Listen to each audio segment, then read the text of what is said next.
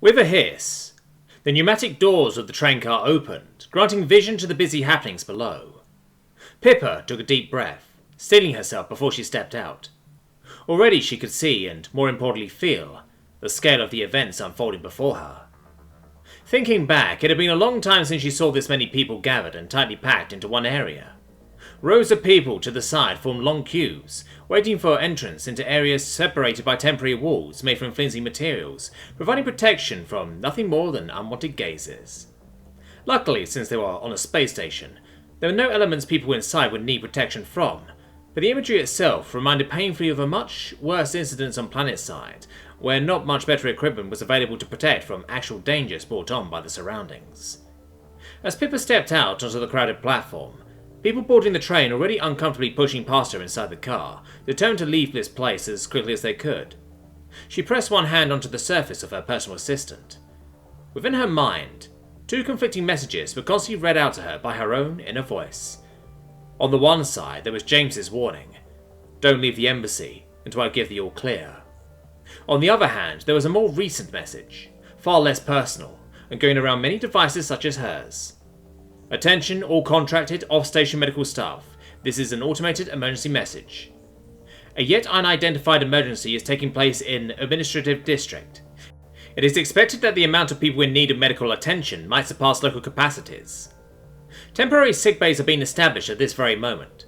A list of the locations of said sickbays can be found underneath this message. If you receive this message, are feeling able, and have not taken any compromising substances within at least a day's time, please report to the closest temporary sickbay as close as possible. Your assistance might be direly needed. A compensation for your time and work will also be provided by the Great Community Stations Administration. If you find yourself struggling to reach any temporary sickbay due to transportation issues caused by the emergency or otherwise, please contact the Great Community Stations Administration for assistance and further instructions. Your work and service to the galactic community is greatly appreciated. Success to you." She was still fighting with herself. All the time since she had received that message, she had been fighting with herself. If anything that James had said and feared was true, there was a possibility that she was putting not only herself, but also others in danger, merely by stepping out and showing herself. She knew that. However, she could not deny the fact that people were already in danger. And try as she might, she could not justify for herself to not go rushing to help. It was true she was not like James, Tshirt or Curie, in the way that those three had worked all their lives, culminating in them arriving at the point they always wanted to be. She had always gone with the flow. She had gotten her job because it was convenient and offered her many opportunities. Her entire self didn't hang on to her work like that of those two did. But damn it, she was still a medic. It may not have been her life, but it was still her job, through and through. And she would be damned if she just sat by and let people suffer without at least trying to do something about it. "Sorry, James," she thought to herself, "but this is bigger than just the both of us." She pushed herself through the crowd trying to rush onto the station, while she made her way down the ramp, into the chaos going on below. The air was filled with tension. People were scared and agitated. Many seemed roughed up in one way or the other, although it was quite possible that they were doing it to themselves in their attempt to get away. Looking over the heads of the masses hurrying along below, it was clear that the first bout of chaos was already brought somewhat under control. Those in need of minor assistance already waited to be seen in the long queues. People needing to move fast could do so through a corridor that people had formed in their midst, which was mostly used by hurrying medics or other first responders who needed to transport those who possibly could not easily wait for a long time to be checked by a physician. Even further to the side in the queues were people sitting on the floor, who had likely been already seen and whose cases weren't severe enough to warrant keeping them around, but who still either needed a moment to recuperate, or who wanted to wait for things to die down before trying to leave the area. Pippa had to admit, she was slightly in awe by the organised chaos, as well as its scale. So many people. It took her a bit to reach the bottom of the slope, and there she almost immediately found herself at the end of one of the queues. If she waited for this to move along, she would most likely be standing there for hours, so she started to push her way past. Many of the more irritable people waiting for their turn apparently thought she was trying to cut in line and yelled different aggressive expletives at her, before they were reined back in by present security forces. Luckily, she wasn't bothered long by the same guards, as she was quickly able to identify herself as a medic, which caused them to hurry her along towards the tent, for a lack of a better term of it. That way, she also wasn't stopped by those who stood guard at the temporary sickbay's entrance, as the guards escorting Pippa took over the job of explaining her situation for them. She was advised to go inside and quickly report to one of the supervisors, wearing bright orange identifiers, to be assigned to one of the setup stations to help out. Since she wasn't a fully fledged physician, she couldn't handle an entire station herself, but she was trained to handle minor injuries that were to be expected in a situation like this. The identifiers did their job quite well, as even in the busy hustle and bustle inside of the sickbay, Pippa was able to quickly make out one of the mentioned supervisors. She had to push and dodge her way through other people scurrying about as she approached, but finally she stood in front of the large Estaxi male. Hello. I was told to come here and... she mumbled unsurely, causing the man, who had been distracted with reading something on his assistant, to snap his eyes around to her. Go to one of the bays. If you are sent in here, one should be free for you and... he said in a real don't you bother me kind of tone, assuming she was a patient. However, Pippa quickly corrected him, finding some of her confidence as she was confronted with such an unpleasant tone. No, I meant I got the message telling me to come here and help out. You're supposed to assign me a task. The man looked down at her with an uncomprehending expression for a moment and a half, but suddenly his eyes opened wider and he finally got what she wanted from him. Why didn't you say so immediately? He asked, in a clear attempt to soothe his bruised ego for having embarrassed himself. His tone mellowed out, but he continued, however. Well, what are you? Physician, dentist, chiropractor? And to be honest, we're not really picky right now. Secondary ship medic, Pippa replied, relieved that she was finding the man cooperative after just a short bit of irritation. Oh good, someone else to kiss the boo-boos, the man said with a quick breath, and looked back down to his assistant, swiping it along for a bit. Probably trying to find a place for her. Good thing too, we need more of you. The large injuries are few in between, and most just need a check-up, but those take time away from the physicians anyway. He swiped for a few more seconds before finally looking back up and pointing to the far right corner behind Pippa. Alright, you'll be stationed over there in Bay 3, he explained, slightly shaking his head and showing off his long horns in the process as his plumage rustled aside. Stuff for disinfecting and some general PPE will be provided to you there, although I doubt you need it. People here on the station are pretty pampered and most of their stuff they come in for is a lot less severe than they make it out to be. Take them seriously in their worries, but if one of them tries to waste too much of your time with nonsense, don't be afraid to say things how they are and move on. Someone else might actually need your help. Right, sir, Pippa said, bouncing in place to show that she was eager to go. Good luck then, the man said, before turning away and returning to his own work. Success to you. Success to you, Pippa quickly yelled after him, before she also turned to her new assignment. The attending physician already in the bay seemed relieved to get more help, and quickly directed Pippa to the side so she could take over patients that needed minimal attention. She would quickly familiarise herself with the location of supplies like bandages, skin adhesive, or disinfectant. Then she already had her first patient. The supervisor was right. Most things people came in for were barely worth mentioning. Scrapes or bruises sustained mostly by people running into each other once the panic began. Nothing that would warrant any intensive medical attention. Although she still thought that it was good those people came in to get checked out. Who knew? Maybe they would find some so far unnoticed issues in some of them. Better be too careful than too careless. Especially since there was an underlying condition that many of them also shared. One harder to diagnose, but not necessarily less dangerous than open wounds or broken bones. Shock and anxiety were running rampant among the people. Many of them had, or at least perceived to have had, a close brush with mortal danger, and some were handling that stress worse than others. Pippa made sure that each one had their circulation still going smooth, and without greater rhythm errors, in order to ensure that none would suddenly drop once the stress chemicals keeping them going for a while wore off. Although many would probably still need to see an expert for those conditions, at least for some time.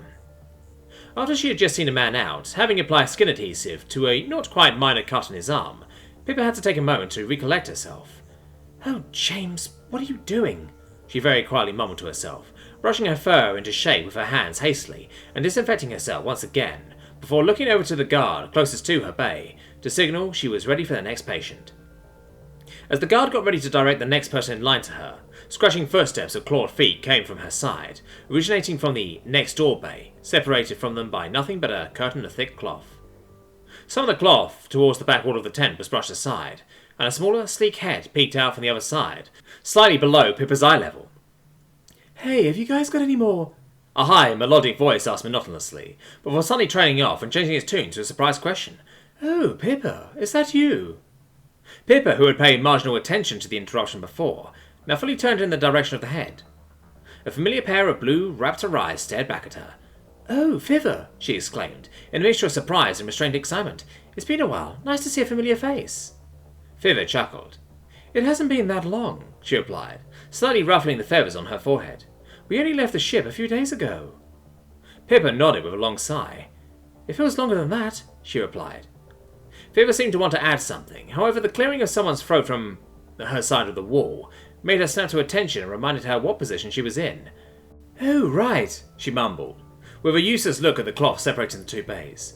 I was going to ask, do you have any more medium spanflators over here? We have pretty much run out already.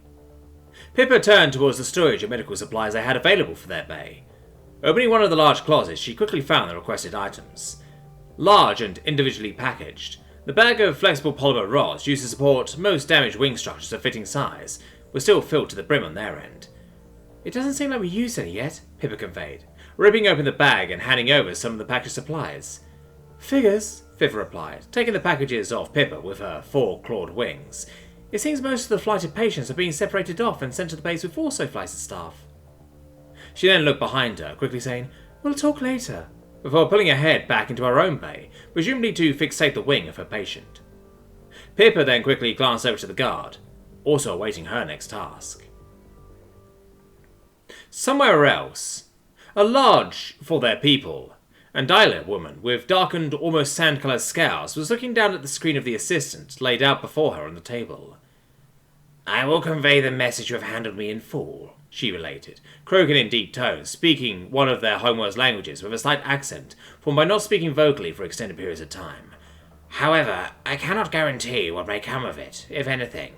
Our relations to the humans is minimal at best, and to my information they are not exactly what we would call very approachable. Quiiis was busy looking down at their own assistant. However, they were paying full attention to the woman speaking to them.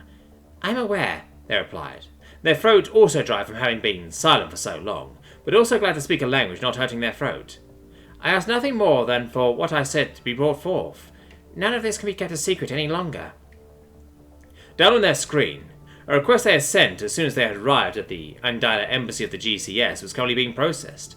Should it be denied, they had no intentions of following that and would proceed anyway. However, it did not hurt to at least try. The system was in large parts automated after all, so the likelihood of somebody interfering may have been lower than one might expect. Certainly not, the ambassador responded in the meantime, shaking out her large body and letting her scales ring. Before their inner eye, the image of James flinching involuntarily at the sound was conjured up. They had gotten so used to that by now. Although, I'm afraid I'm not sure what can be done other than to publicise this. Much as I hate to admit it, Undialer aren't exactly the most influential of governments in the community. Don't get me wrong, we will do what we can, but that is all I need, Quiiis interrupted encouragingly. This is something we likely can't do alone. Luckily, we don't have to. We have to do what we can to support those who will support us. The ambassador tilted her head, looking back at Quiiis contemplatively. Let's just hope that Caltrack agrees with you on that, she said, keeping on tapping away at her assistant. A notification sound ringing out from their own device made Quiiis look down. Your request for prolonged vacation has been processed and approved, the message said. You have a total of 21 days of paid vacation left this quarter. Please select. How long is your absence from the ship going to be? A textbook automated message. Scrolling through their possible options, Quiiis selected the full length of their remaining vacation days. The sound of another notification immediately rang out again. Due to the short time frame, it may be impossible to reconvene with your vessel before your vacation time has run out. This might necessitate prematurely using up vacation days from the upcoming quarter to make up for the difference in time between the end of your vacation and your reconvening with your vessel. Those days will be permanently deducted from your total vacation days for the upcoming quarter. Are you aware of this, and do you want to proceed anyway? Quiiis confirmed. I am aware, and I want to proceed anyway. Immediately, another ding. Thank you for your confirmation. The next possibility for reconvening with your vessel will likely be its planned stop in the Chikore station, respectively starting on the 56th day of the 51st month and lasting a week. Will you organise your reconvening with the vessel yourself, or do you wish to use our planner system to organise a route for you? Quiiis selected. I will plan the reconvening myself. Thank you for your confirmation. Your vacation request is now complete and approved. Your vessel will be informed about your absence and the presumed time of your return. If any questions come up, please correspond with the captain of your vessel, Captain Ferrimore Uton. We wish an enjoyable vacation, a good rest, and look forward to welcoming you back to your vessel in the near future. Appreciatively, the Communal Military Association of Serving Vessels and Spacecraft. It was a process Quiiis was familiar with. They didn't usually skip out on any of their vacation days. However, this time that last automated message felt like it was carrying a sense of foreboding. They weren't sure if they would ever be welcomed back onto any vessel of the community after this. A small price to pay, all things considered, but still not an insubstantial one, and not one that stung any less. The ambassador had silently watched them do their business with the machine, and only now that they raised their head to look back at her did she speak back up. "And what are you going to do now?" she asked with a candid look in her eyes. "I'm guessing you won't be returning to your work. Will you go home? Wait for this to be over in the safety of our territories?" The way she asked made it clear that she didn't actually expect that to be what Quiiis would be doing, and she was right. "I've been a traveller for all my life," Quiiis explained, while scratching over the table with their clubbed tail. "I've seen many places and gone from one point to the next. I only worked on a community vessel because it allowed me to do exactly that all the time. Now that part of my life seems to be over, it is on to my next destination, and I figure after drifting for so long, I might as well travel with a purpose this time." "And where will you go?" the ambassador croaked, curiously opening her arms. "I don't know for sure yet," Quiiis replied, loosening then their gaze from the ambassador and looking upwards, where a larger screen constantly portrayed the ongoing news, constantly showing feeds of news crews and drone shots, striving to get behind the ongoing event within the GCS while only slowly finding out snippets of information about what was actually happening. "I felt the core worlds are nice around this time of year. I might pay them a visit, see what's what right at the core." The ambassador's head shot up in surprise. "But isn't that a bit—" she carefully said. However, Quiiis immediately interrupted her again. "Maybe, but I don't really care," they said. "That's so?" the ambassador sighed, concedingly. Then she also lifted her head, looking at the newsfeed, currently displaying lines of people forming up before temporary sick bays. She made a contemplative sound at the unnerving sight of the surly masses. "And you are sure it's your friend who is the victim here?" she asked, not judgingly, but clearly seeking for confirmation. Quiiis also had a hard time looking at the scared and injured people and thinking of it to be a just thing. However, they also knew James well enough to know that he was feeling the exact same thing, seeing what he caused, and he pushed on anyway. Inadvertently, a quote came to their mind. "It is in the time of greatest needs, where people take the most desperate actions, that one must most often ask themselves where they should put the blame," they said aloud, making the ambassador look at them in surprise. "Where it might be convenient to seek the fault with those acting out of desperation, for they are the offender in the moment, one must ask themselves if the true blame may not lie with those acting out of desperation, but instead with those who cause circumstances so unbearable that anyone would feel the inescapable need to act out against it in the first place." The ambassador gave a croaking giggle. "Quite harmful, eh?" she said, still chuckling a bit. "You know, I've always found he sounded pretty pretentious without a lot of substance." Quiiis shook out their body. "He was," they gave back amusedly, stretching their jaws for a second. "But every now and then, even he said things that had at least some truth behind them, although he could really have done with moving away from the generalizations most of the time." "Indeed," the ambassador replied. With a sigh, Pippa stepped out behind the back of the tent, pushing the sailcloth making up its walls out of the way. Some time had passed, and she had seen quite a few patients in the meantime. But now, even more medical staff had arrived, and a team large enough to allow for some of them to take short breaks or breathers every now and then. Pippa had been relieved for a moment, so she could step outside for a bit and have a cup of water in peace, and she wasn't alone. Outside, Fitva was already waiting for her, sitting on the floor and leaning against the wall of a nearby building. "Great the day, huh?" the raptor asked, fixating onto Pippa with her bright blue eyes. The gesture would have been unnerving to Pippa a while back, but while her instincts still somewhat told her to be wary of the predator, the underlying constant dread that she was used to feeling while being stared down was completely absent. Probably understandable after having spent so much time with two predators who had a way worse staring problem than Fitva did. "You have no idea," she replied, sighing yet again. She hadn't had this much excitement in, well, ever, most likely. "Any idea what's actually going on?" Fitva asked, tilting her head to the side, her beak shivering in the light. "I've heard of an attack, probably a terroristic one, and something about shots being fired, although I've not seen any GSWs yet. Nothing concrete, though." Pippa's ears fluttered and she averted her eyes from her colleague. "Well," she mumbled, her tone probably conveying that she knew more than she was letting on. Fitva narrowed her gaze, her pupils pining as she stared the masterful down. "Anyway, how come there are so many wing injuries?" Pippa quickly tried to detract from the topic at hand. Fitva clearly wasn't fooled by her feeble attempt. However, she apparently decided to humour Pippa for a bit, before tearing her to shreds. "Well, panic," she replied, with an almost condescending headshake, Apparently some people still haven't figured out that listening to your instincts and trying to fly away isn't always the best idea. Flying on a station like this is difficult at the best of times. Add panic and a bunch of people doing it uncoordinatedly, and you get the perfect recipe for a bunch of bumped heads and plummets to the floor.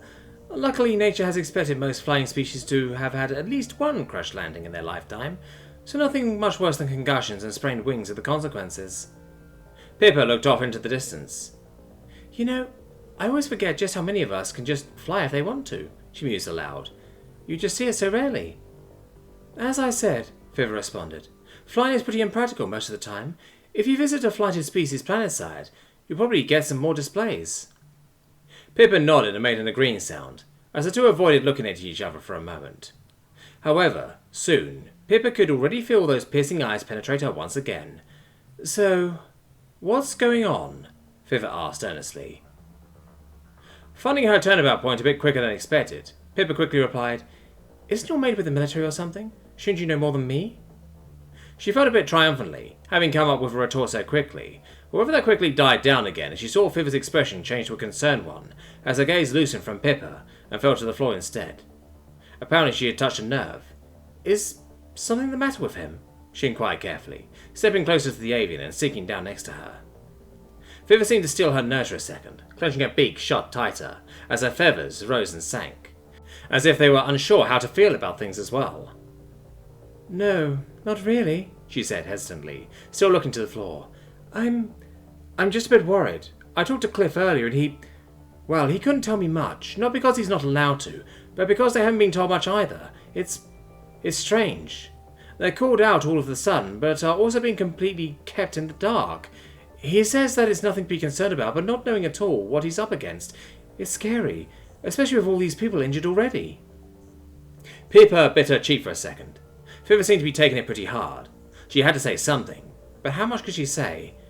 I don't think you have to worry, she said, trying to sound reassuring while also suppressing her knowing tone. So far, we're only patching up people who've got themselves hurt in the chaos. Doesn't seem like anyone was actually attacked. We don't know that, Viva burst out, not aggressively, but with desperation in her voice. If anyone's been seriously injured, they would have been brought to an actual hospital. These sick bays are just so the medical staff doesn't get bothered with all these minor issues, while they have actual emergencies to cover. Pippa swallowed hard. Seeing the avian's eyes quiver, she tried to fixate her gaze on anything to find some comfort, was taking a toll on her guilty conscience. Hey, she started, but couldn't think of anything to say that wouldn't reveal a lot of things, or she didn't know whether or not she should reveal them. Viva now finally looked up from the ground, her worried eyes looking directly into Pippa's. Her irises still quivering from sheer stress. It felt like it pierced right through her. Oh, to hell with this, she thought. Viva deserved to know, one way or the other. It wasn't like this was going to change anything now. You don't have to worry, Viva, Pippa said, with so much confidence that it made Viva's eyes widen in surprise. Cliff really isn't endangered by this incident. Viva was silent for a second, her beak shivering. Then she asked, How do you know? It wasn't in the typical, you're talking crap kind of way the question was usually asked. It was a genuine question. Pippa looked around left and right. Most other people taking breaks had taken a bit of distance from everyone else, preferring a bit of alone time. Listening in closer to Viva, she very quietly whispered, I know because we know the people behind all of this. Viva's eye widened further, and she tilted her sleek head near completely to the side, her white feathers standing straight into the air. James, Curie and Shida, well, mostly James and Curie, or I guess mostly James, have got mixed up in some stuff, she explained quietly. I'm still not so completely sure in what myself, but from what I can gather, they're the ones behind this attack. I don't know what they're trying to do, but we both know they're not out to hurt anybody, especially not Cliff. Viva's head shot up, and for a moment she frantically looked left to right, apparently now also making sure no one was listening in. You're kidding me, she finally whispered aggressively, leaning in even close to Pippa's face. James caused all of this? Why? Pippa recalled very slightly from the almost crazed eyes of the raptor. Like I said, I'm not sure, she explained quickly. Last thing I know is James went to try and make contact with Earth. Seems like it didn't go well. I'm sure he has his reasons. Better be damn good reasons, given the chaos we're dealing with here, Viva commented gravely, her beak clacking as she closed it too forcefully while speaking. I'm sure they are. I'll explain everything to you, Pippa said, not quite sure if she even convinced herself of that. That she felt the need to change the topic, so she asked, But before that, where is Cliff now? Viva took a deep breath, and a shiver went through her entire body, ruffling her feathers. I'm not entirely sure, she replied, still sounding understandably riled up. Last I heard, they were moving around looking for somebody. How is she so fast? Cliff thought to himself, as she tried to follow Dio Nalzam through the bustling streets of the station, her body blowing into a wall of appendages as she scuttled away through the crowd. He could only keep track of her because of the bright sheen of her exoskeleton, otherwise her slender frame would most likely have completely disappeared amongst the surrounding people. Even more trouble keeping up with her than him had their two other team members, Petty Officer Second Class Rujak and Chief Petty Officer Philip. The two giants had a hard time avoiding collision with other people while trying to hurry along at Nalzam's neck-breaking pace. It was a strange constellation they had here. Usually each of the petty officers would lead a team of shipper themselves. However, today it seemed only relatively high-ranking crew members had been activated for this task. Speaking of which, where was Shida? Wasn't she usually directly commanded by Nalzam as well? Had she ignored the call to action by the captain himself? That didn't sound like her, especially given their relationship. In an amused side note, Cliff remarked that the feline likely would have had no trouble keeping up with the whirlwind that was their DO. Ever since she had gotten some updated orders earlier, Dio Nalzam seemed to have gotten quite irritated, her extreme speed being a direct result of said irritation. Since she was incapable of generally audible vocalizations and apparently refused to divert any of her limbs' functions from locomotion to communication, so far everyone's inquiries to the nature of their new orders, or the reason for the sudden speed-up, had gone unanswered. It was uncharacteristically unprofessional for their DO. Apparently he wasn't the only one wondering about those things, as soon, and with considerable effort, Rujak started catching up to him. Strained, the large crustacean asked, "So, what's gone into her?" "Wish I knew," Cliff replied, between quick breaths. Rujak made a contemplative sound, while his armored legs kept loudly impacting with the station's floor. "You wouldn't happen to know what is up with the feline, would you?" Rujak then asked, with a sideways glance at Cliff. "You two are quite familiar, after all." Cliff made a disapproving clack with his beak, signaling that he didn't like the tone Rujak was taking. However, he honestly replied, "Honestly, I'm wondering about that myself." The breakneck chase through the station continued for a bit longer, until finally, even Dio Nalzam came to a near screeching halt. "We're covering here," she briefly signed, turning backwards at her team, who slowly caught up to her location and stood, breathing heavily for a while. The last to arrive was Chief Petty Officer Philip, who also took the longest time recuperating from the race he just had to endure. Himplop people weren't exactly built for prolonged running. Given that he was the highest ranking apart from the DO, Cliff and Rujak both stared at him, expecting him to ask the questions they all had to be wondering about. After having taken some time to regain at least a moderate control over his breathing, Philip finally spoke up. "With all due respect, ma'am," he started carefully, not wanting to accidentally light the fuse for whatever was bothering Nalzam to blow up. "But what exactly is happening? What are our new orders?" Nalzam didn't shift. Her quadrisymmetrical body allowed her eyes to see all around her, so she was always facing you when you spoke to her. Her compound eyes allowed no insight into the current focus of her vision. It was impossible to tell whether or not she heard or understood his question. As Cliff and Rujak were just looking at the much larger man once again, seeing if he maybe wanted to rephrase the question, Nalzam suddenly lifted two of her appendages into the air. "We are to cover and secure this area," she related in a few quick signs. "We are to look out for individuals involved in this terroristic attack, bar them entrance to this area, without presence, and should we come across them, arrest them immediately." At least they knew what their task was now, and now their position also made more sense. Looking around, Cliff saw a few key points to manoeuvring through this part of the station, involving the ramps to multiple walkways and railway stations, as well as the gates to some airlock docks and shuttle hangars. Surely anybody with business in this area would have to pass them at one point or the other. However, one large problem in that task remained for the three men. "And those culprits, do we know who we are looking for, ma'am?" Philip asked unsurely, clearly dumbfounded by her leaving out that detail in the first place. Nalzam again took an uncomfortably long amount of time to answer, staring blankly at her men in the meantime. "We are informed about a Tonastrocyte, large, broad, indigo plating, an uncommon individual looking to be an arthropod-like cyborg with 10 limbs total and red eyes, presumably a Raphaelite. Large, old, but still full brown fur, and..." she signed, breaking off her explanation there. "And?" Philip pressed her obliviously, while Cliff's eyes widened and his feathers stood up on end. Some of those descriptions sounded frighteningly familiar. Apparently, his display of utter shock did not go past Rujak, who looked over to him sideways with an "what's the matter with you" type of expression. The flexible ends of Nalsam's limbs flexed into something loosely resembling a fist for a second. Then she finally replied. And a Miet. Dark skin, brown hair, yellow eyes, and donning a communal military uniform. Stunned silence followed. Apparently nobody quite knew what to say. A thought shot through Cliff's mind. So that was James I saw earlier, it went. So far he had denied the possibility, but it was all but certain now. The man running out of the building, guns blazing, had been his friend. That can't be right, can it? Philip muttered, more to himself than anyone else. Can't it? Wheeljack immediately piped up. Why not? I'd say it fits the bill. Oh, don't kid yourself, Philip forcefully replied. She may be a nuisance, but she's not a traitor. You know that as well as I do. How nice of you to think that, Wheeljack replied sarcastically. But apparently you're wrong. This must be a mistake, Philip said loudly. Looking for backup, he looked over towards Cliff, who was busy staring off into space. Oh, how he wanted to support Philip. Assure everyone that it must have been a mistake, and that there was no other possibility. But he couldn't. He just couldn't lie like that, neither to them nor to himself. A whipping sound echoed through the air, making the three men listen up. Now Zan was demanding their attention. Concentrate, she ordered imperiously, making the men immediately snap into position.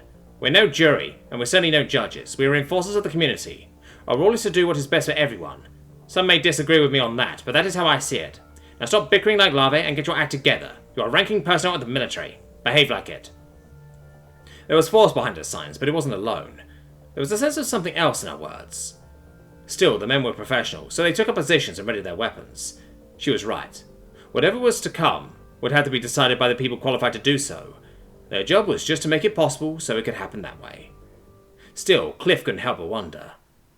Deathworlder or not, what could have pushed those people he knew to such an extent?